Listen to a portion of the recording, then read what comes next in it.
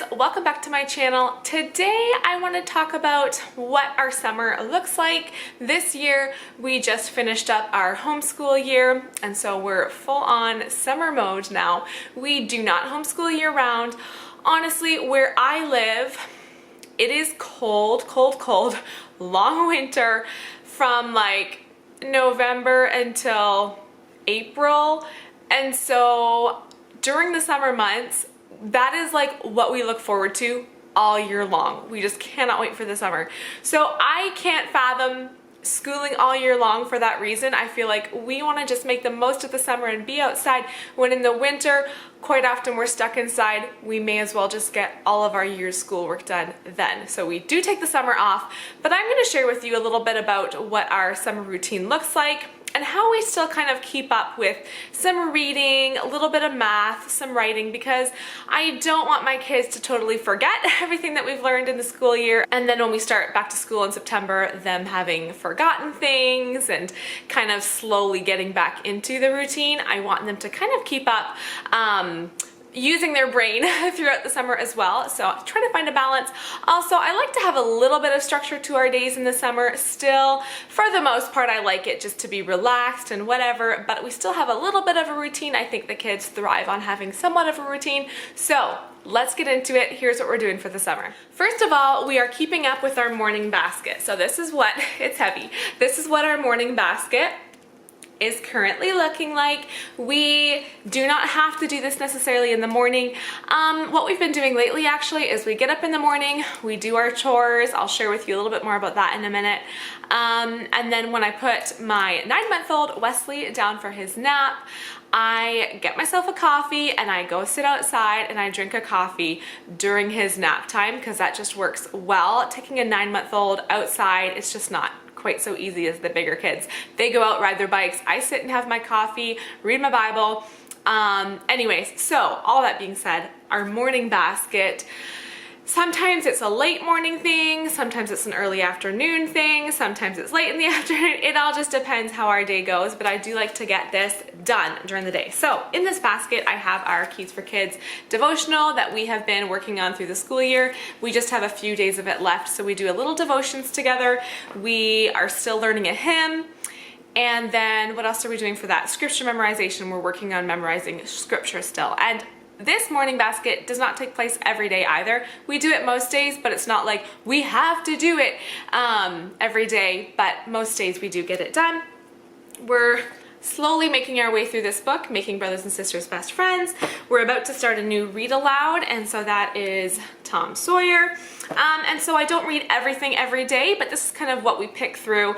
We always do our morning devotions and then just a few books that we read together. Simeon is right at the end of Teach Your Child to Read in 100 Easy Lessons. He's my kindergartner, and so we're just finishing this up. And then basically I just put a few like little read alouds for the kids, and this is just what we have out from the library. So when we get new library books that are for the younger ones, I just stick them in our basket and then we'll read them throughout the week. So we have this book. Like I said, really no rhyme or reason for what books we have. It's just current checkouts from our library. This one's actually ours, but we're reading that. And repetition is the word I'm looking for. Repetition is really good for kids too. I really enjoy just reading them books over and over and over again, and they really get to learn the story. And repetition is not a bad thing. As far as school type subjects go, Elijah and Charity do have these journals. I showed these to you last summer, and they just have lots of pages in there where they fill out a little journal entry, and this again is not every day.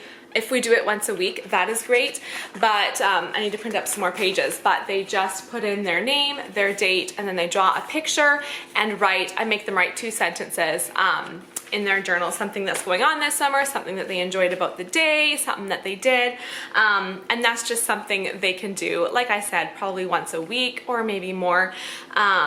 But if I want them to get some writing practice in, I get them to do a journal page. And then the only thing we're really doing to review math this summer is I bought the Times Tales app for our iPad.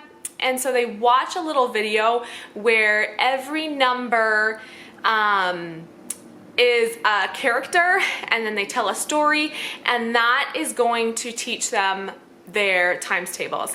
Now, like I said, I just bought it, and so they've only gone a little ways through it, so I can't testify yet to whether it is working or not to help them with their times tables, but that is my hope over the summer, that they can really get those times tables down. If this doesn't work, I will buy a CD that has audio playing, like songs, to help them, but I thought I would try this first because I got lots of recommendations for this app, and so we'll see how that goes. I also finally printed up some chore charts for the kids for the summer. So each child, I just did this yesterday, I just printed up, I was looking at like printables, and I looked through them, and it's just like, none of these work. Okay, Julie, just make your own. I can do this. It might not be quite as fun as some of the other ones look, but basically I just have like, here's what you're gonna do before breakfast. Before you come down to breakfast, you need to have your bed made, you need to be dressed, and you need to just clean up your bedroom floor. And then before playtime, so this is right after breakfast, Charity has brush your teeth, unload the dishwasher, and fix your hair. So those are her morning chores. We also have some chores around lunchtime. I didn't put this on their chart. These are gonna be, I just made these, I'm gonna put these probably on their bedroom doors, just the inside of their bedroom doors, so they can see those every morning and check, like, have I done all these things? Again, I've told you guys before, we do have chores kind of centered around breakfast, around lunch, and around supper. So they each like set the table once during the day, or clear the table, or so on. But this is just a reminder, before playtime, make sure these are done right after breakfast. And then again, before bed, get in your pajamas, clean your bedroom floor again, brush your teeth, and use the toilet. So I printed up one of these for everybody. They have all their own chores. I made Zara's a little bit more fun since she can't read yet, and I put pictures on hers and just reminders of what she has to do every day. Again, I might give them other chores to do as well, but those are every morning what they have to do and every night what they have to do. Also, we've implemented something new, and that is an afternoon chore time. I know I'm talking so much about chores, but sometimes I tend to be like, okay, do this, okay, now I want you to do this, now I want you to do this, and I'm giving them chores to do, but I feel like I would rather just give them, okay, just play, like play for 2 hours.